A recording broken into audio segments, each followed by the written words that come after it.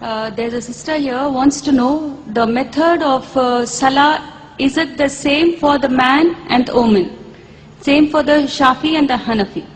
This is a question that is the method of offering Salah for the man and woman the same, for the Shafi or Hanafi the same. Our beloved Prophet Muhammad Sallallahu Alaihi Wasallam said, it's mentioned in Sahih Bukhari, volume number 1. The Prophet said, pray as you see me pray.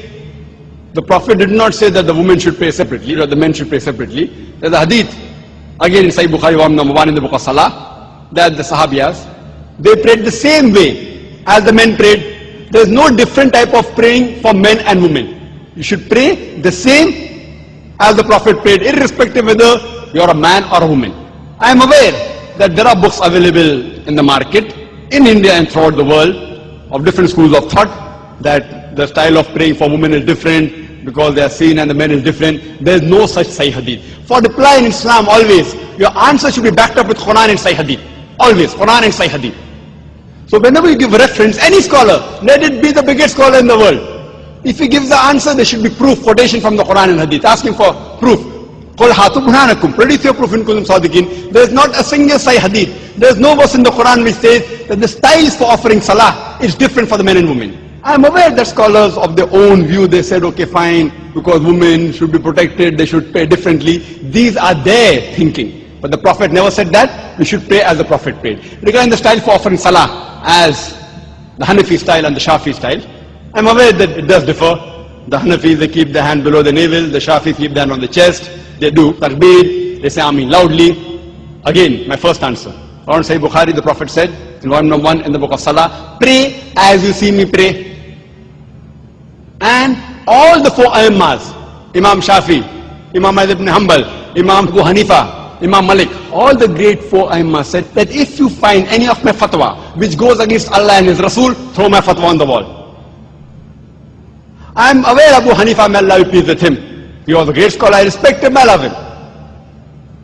People say that he said that when you offer Salah, keep your hand below the navel. There's a hadith in Abu Dawud, if you read volume number 1, book of Salah, which says that the Prophet kept his hand below his navel when he offered Salah, but this is a Zaif hadith. Immediately the next hadith says, which is a Sahih hadith, that the Prophet kept his hand above the navel. There are other Sahih hadith in Sahih ibn Khuzaimah, which says that the Prophet kept his hand on the chest. So when there are Sahih hadith saying the Prophet kept on the chest, the hadith below the navel is Zaif. So the right way to offer Salah, keep it on the chest. That doesn't mean everything Imam Shafi is right or Imam Abu Hanifa, may Allah be pleased with them both, that they are wrong. See, they were great scholars. We respect them, they were great Aimmas. But we fail to realize that at that time, the hadith one compiled, during the life of the Prophet, the Quran was compiled. There was no question at all, and there was no supervision. But the hadith one compiled, they started being compiled later on, 50 years, 100 years, 150 years later on. So these scholars came earlier. And because they didn't have all the Sahih hadith with them, the fatwas that they gave were based on the knowledge that they had. I don't think that Abu Hanifa, may Allah be pleased with him, made a mistake. What he did, because that Sahih hadith didn't reach him. So maybe according to me, the Zaif hadith reached him, and he may have said, keep your hand below the navel.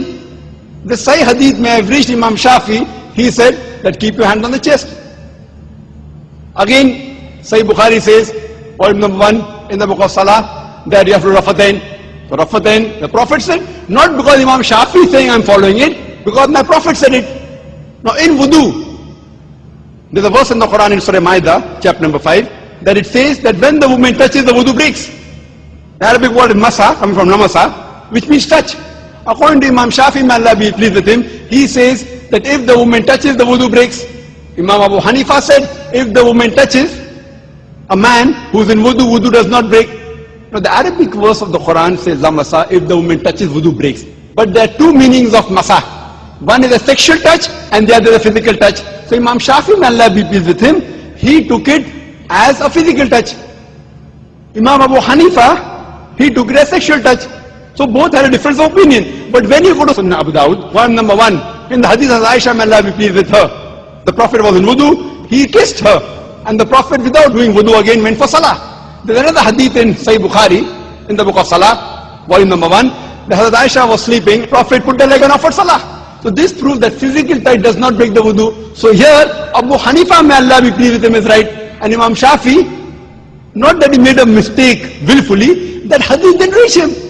So all our great scholars and all the Imam said that if you find any of my fatwa which goes against Allah and His Rasul, then throw my fatwa on the wall. So I say that I am a Pakka Hanafi. Dr. Zakir Naik is a Pakka Hanafi. Why? Abu Hanifa maybe gave the fatwa, keep down below the navel while offering Salah, but the Sahih Hadith says keep on the chest. So I am offering Salah, I keep off my chest. I am a Pakka Hanafi. Imam Shafi said, if you find any of my fatwa which goes against Allah and Rasul, throw my fatwa on the wall. So Imam Shafi said that if the woman touches a man in wudu, wudu breaks. But Sahih Hadith says wudu does not break. So my wudu does not break if a woman unintentionally touches me. So because I have thrown the fatwa of Imam Shafi on the wall, he said that I am a Pakka Shafi. I am a Pakka Hanafi, I am a Pakka Shafi, I am Pakka Hanbali, I am also Pakka Maliki. Pakka means staunch. I follow 100%, other people follow 80%, 90%. Or 60% of Abu Hanifa. I follow total. All the great four Aimma said, if you find any of my fatwa which goes against Allah and Rasul, throw my fatwa on the wall. All these scholars, the great scholars, you have to respect them. But you have to realize that the hadith weren't compiled. Today, everything on the fingertips, on the CD-ROM, in the books available. So now the scholars are there, and out of lack of information, for example, there's my brother who's a doctor, and Copernicus. Copernicus was a great scientist. But my brother has more knowledge than Copernicus on science, even more than Einstein. But Einstein was more brilliant, because today science is advanced. That doesn't mean my brother is more genius than Albert Einstein. Albert Einstein is a much bigger genius than my brother. But now brother, because hundreds of years have passed, he has more information about science. So information he has more, but a bigger genius is Albert Einstein. Isaac Newton is Copernicus. But today, because science is advanced, we have the information with us. So those scholars were great genius. We love them, we respect them. But today the information has been compiled, so we have to realize, as Allah says in the Quran, in Surah Al-Imran, chapter number 3, verse number 103, وَاتَصِمُوا بِحَبْلِ اللَّهِ جَمِيعًا وَلَا تَفَرَّقُوا. Hold the rope of Allah strongly and be not divided. We should not divide ourselves into all sects. So the only way of offering Salah is not Hanafi style or Shafi style or Maliki style. It is the style of the Prophet. And Imam Abu Hanifa, may Allah be pleased with him, Imam Shafi, may Allah be pleased with him, they told, if you find anything of my fatwa which goes against Allah and Rasul, throw my fatwa on the wall. So if you're Pakka Hanafi, you have to offer as the Sahih Hadith says. If you're a Pakka Shafi, offer as what the Sahih Hadith says. Then you'll be following the true Islam. Hope that answers the question, sister. Brothers, please.